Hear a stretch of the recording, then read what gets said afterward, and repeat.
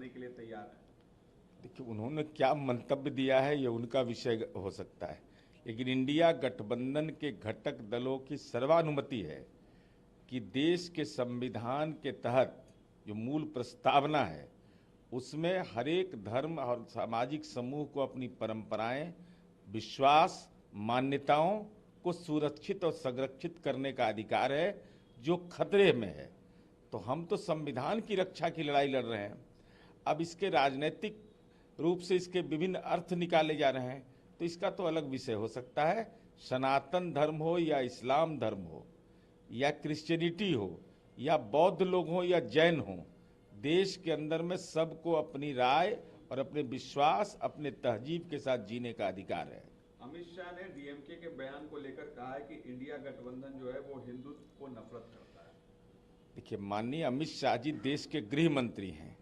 आपसे बड़ा हिंदुत्व से नफरत करने वाला कौन व्यक्ति होगा कि आजाद हिंदुस्तान में आंकड़े इस बात के गवाह हैं कि राष्ट्रीय राजमार्ग के विकास में मंदिरों को तोड़ दिया गया। आदरणीय प्रधानमंत्री नरेंद्र मोदी के संसदीय क्षेत्र में वाराणसी के लंका थाना में, आप गृह मंत्री हैं, जांच करवा लीजिए, आज भी 150 शिवलिंग हाजत में कैद है। भारत माता का मंदिर तोड़ दिया गया, उसको कहीं इन लोगों को पुनर्स्थापित नहीं किया गया।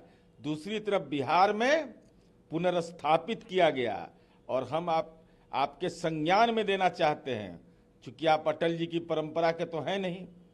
इंडिया गठबंधन, इंडिया जो नाम है वह 18 सितंबर 1948 को, जरा पढ़िए लिखिए, डॉक्टर भीमराव अंबेडकर ने संविधान सभा में प्रस्ताव पारित किया, इंडिया दैट इज भारत, जिस पर श्यामा प्रसाद मुखर्जी जो हिंदू महासभा के सदस्य थे और अन्य सदस्य चुप्पी साधे रहे।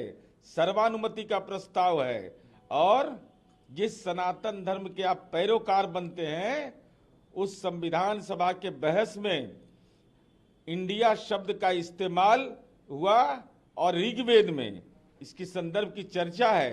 ऋग्वेद में IDYAM और जिसको फायर कहा गया, आग, इंडिया आग है।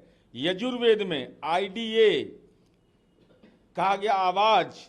इन शब्दों का इस्तेमाल करते हुए संविधान सभा में बहस हुई और इंडिया दैट इज भारत के नाम पर सहमति बनी। इसलिए चाहे हम इंडिया नाम रख लेते, भारत नाम रख लेते, कुछ भी नाम रखते, तो इनकी परेशानी का वो सबब रहता। जेडीयू के विधायक गोपाल मंडल ने कहा है कि नीतीश जी सबको एकजुट कर रहे हैं, विपक्षी एकजुटता को, लेकिन वो राहुल गांधी का नाम ले लेते, इसका मतलब ये नहीं है कि वो प्रधानमंत्री बनेंगे। लालू जी का किडनी ट्रांसप्लांट हुआ और वो इस तरह की बात कर रहे हैं फालतू में।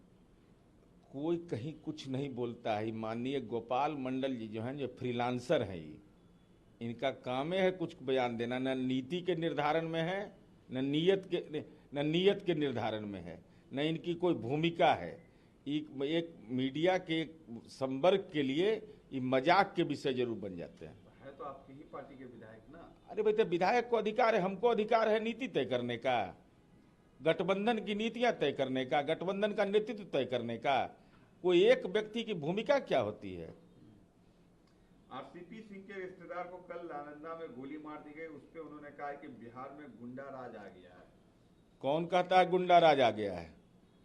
तब तो अपने गांव से नहीं निकलते हैं, गांव से नहीं कहीं निकलते होंगे, खिड़की से देख रहे होंगे ना, खिड़की से देखते होंगे कि अब तो निकलते नहीं होंगे। खेती उती तो एकदम नहीं हो रहा होगा, मंदिर में पूजा करने के लिए घरे से मंदिर में मंत्रोच्चार करते होंगे।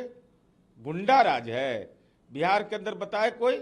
तो बेटी साइकिल से नहीं जा रही है, जो हम ही सड़क बनाए हैं उनका, माननीय मुख्यमंत्री जी नहीं बनाया है, तो उस सड़क पर तो टेम्पो पर कोई आदमी नहीं जा रहा होगा, कोई गाड़ी उड़ी नहीं निकल रही होगी। अरे आपराधिक घटना हो सकती है, लेकिन कोई बचाने वाला इस बिहार के अंदर में नहीं है। कानून के राज का निहितार्थ आप भारतीय प्रशासनिक सेवा पदाधिकारी रहे हैं, तो हम आपको यह बताना चाहते हैं कि कानून का राज का परिभाषा पढ़ लीजिए और साथ में अपराध नियंत्रण के भारतीय दंड संहिता एवं IPC जरूर पढ़ लीजिए।